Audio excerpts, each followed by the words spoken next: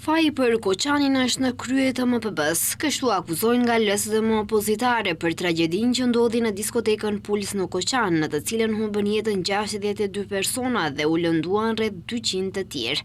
Ata kërkojnë ndërheqjen e ministrit të Brendshëm dhe drejtorit të Byros për Siguri Publike, Pançe Toshkovski dhe Aleksandar Janevit. Siç thonë, policia është dashur ta mbyllë ato objekt pasi ka punuar në mënyrë të jashtëligjshme.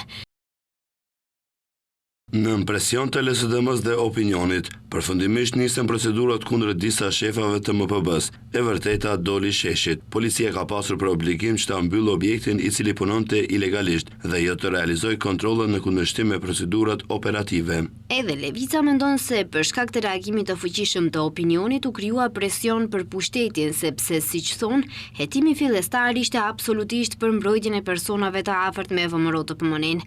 Megjithatë, deputeti Amar Mesinović thotë se ende nuk janë të kënaqur nga hetimet për Koçanin.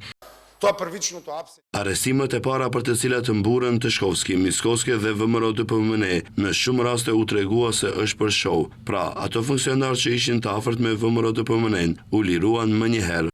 Ndërkohë, ministri i Brendshëm Toshkovski në një podcast të VMRO të PMN-s tha se për Koçanin po bëhet një hetim jo selektiv dhe thelbësor, në të cilin janë të përfshirë edhe funksionarë të kaluar edhe ato aktual.